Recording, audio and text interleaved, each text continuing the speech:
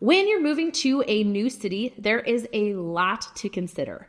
In Kansas City, that is no different. But in Kansas City, there are a few very specific things that I think it's super important to know because I am a real estate agent licensed in both Missouri and Kansas, and I see buyers make these 5 major mistakes every single day. So I'm here to talk you through them so you don't have the same problem. Let's jump right in.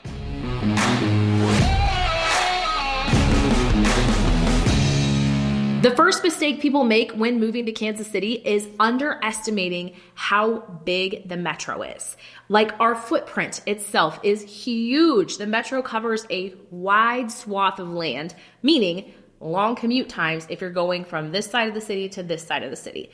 In general, we don't have terrible traffic. It's very rare that you will get stuck in a traffic jam. If you do, it's typically 10 minutes max delay. It's like, this is not a city where you're just like, oh no, I was stuck in traffic and I'm an hour late. If you say that, we all know you went to Starbucks because, like, not that I know from experience though, but we don't have a lot of traffic, but we do have long commutes because it is a really big city. So if you know that you have to be in an office in, say, Liberty, and you buy a home in, say, South Overland Park, that is going to be a haul for you every single day. So when you are moving to Kansas City, you want to make sure that you're paying attention to where you are going to be going to and from every single day, because the size of this city is, in terms of land mass and like where we are located, is truly no joke. So that is a big mistake that I see people make every single day. And as a real estate agent, I try to help you through that, walk you through that and say, hey, if you want to be in this area, maybe let's set a radius around it and only be this many miles away. So that's mistake number 1 that I see people make when they're moving to Kansas City, is underestimating how big the metro is. Another huge mistake I see people make when they're moving to Kansas City is not taking budget into account when they're looking at what area they want to move to, or vice versa. And what I mean by that is we have a really wide range of home values here in the city. Our average home price is like low 300s. If you take our average sale price across the entire metro, I think it's like 337 where we sit currently, something like that. But you can buy a home for $150,000 in some areas, and you can buy homes for $3 million in some areas. And where you buy impacts that dramatically. So I have a lot of people that reach out and say, hey, I'm going to move to Kansas City. Our budget is X.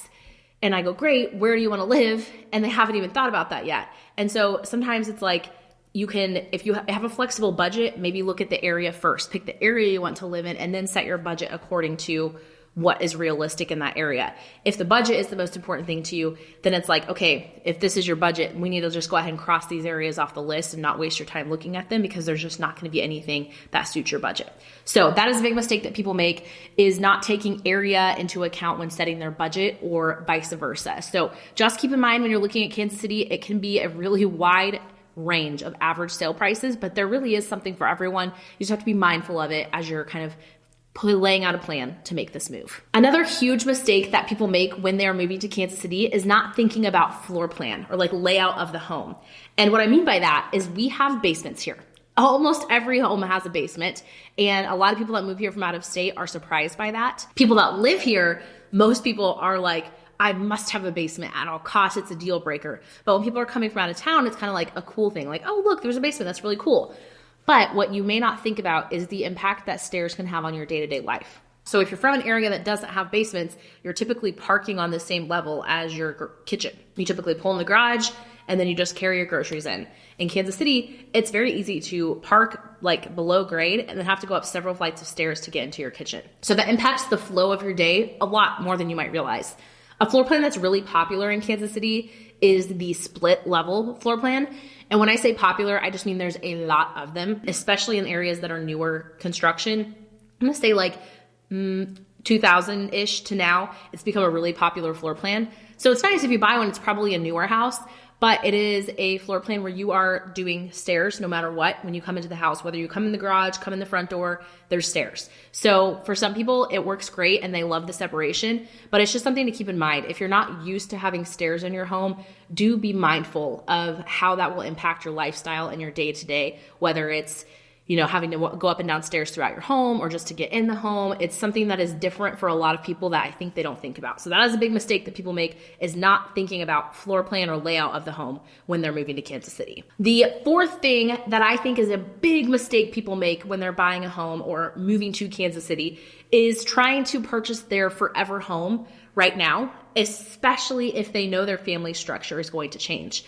And what I mean by that is if you're someone that intends to have children or intends to have a family member move in or intends to have a parent live in your basement, or if you intend to become an empty nester within the few years, most people are going to have changes to their family structure over any given 5 or 10 year stretch. And what that typically means is then your home no longer meets your needs. So I think it's a mistake to move to Kansas City and immediately be looking for your forever home. This has to fit us perfectly forever and always, because life just changes so much, especially when you're moving to Kansas City, because we have such a wide variety of areas, neighborhoods, lifestyles. You might move into a neighborhood and then realize that I actually like this neighborhood over here better, but I can't move because I just bought my forever home and blew through my budget to get it. I guess what I'm saying is I think a lot of people make the mistake of not having realistic expectations when they're moving to a new city. And I think it's really important to buy the home that suits you now and that will suit you for the foreseeable future, and not stress about what your life will look like in 10 years. If that home still suits you, great. If not, you didn't overspend or, stretch yourself too thin to buy something that felt like a forever perfect home, and you can just move on when your life changes. So I think that's a mistake people make when they're moving to Kansas City, just because you may or may not know the area and your lifestyle can change a lot. The fifth mistake that I think people make when they are moving to Kansas City is underestimating trees. And what I mean by that is the amount of trees you have around your home can impact the upkeep that you have to put into your home so dramatically. We have some neighborhoods here that have the most gorgeous, picturesque tree-lined streets. I mean, the big round trunks and the beautiful orange and red and yellow leaves. And it looks like a scene from a Hallmark movie when you drive down that street. But what I see as a real estate agent is those gutters are full. Those gutters are full. I bet that sewer line has tree roots in it. They're raking leaves. They need to, it's a lot of work. So the trees and just kind of the general property that your home sits on, I think people underestimate that when they're purchasing a home. That can impact your lifestyle so much. The age of the home is a factor with this too. We have some neighborhoods, some of our cooler, more desirable neighborhoods have really old houses, which I love, but I currently purposefully don't live in one because it is a lifestyle to keep up with an older home. So for some people, they love that lifestyle, but I just think when people are moving here, they're not thinking about that. They're thinking about oh, this street is so beautiful and this home is so cute and I love this neighborhood. But you do have to think about the lifestyle that you have if you are constantly raking leaves, constantly cleaning out your gutters, constantly scoping out your sewer line. It's something to think about. So that is the fifth mistake that I see people make when they're moving to Kansas City, is underestimating the impact that trees, the property, the age of the home can have on your lifestyle. So those are the 5 big mistakes I see people make when moving here: is underestimating how big the area is, not taking location into account when setting a budget or vice versa, not thinking about floor plan and the way stairs can impact their life, trying to purchase their forever home when things really may change in the next 5 to 10 years, and then trees, the house, the lot, and how what you buy impacts your lifestyle so much. But as a real estate agent, as your real estate agent or my client's real estate agent, I walk you through all these things and help you avoid these major mistakes like their Kansas City potholes, and we're just driving around them and making it as smooth of a ride as possible. So I'd be happy to help you. Let's have coffee. Let's set up a Zoom and talk about what it might look like for you to move to Kansas City. Until then, you can find me all across the internet at Rach the Realtor KC, and I'll be here on YouTube giving you the scoop on all things Kansas City. See you next time.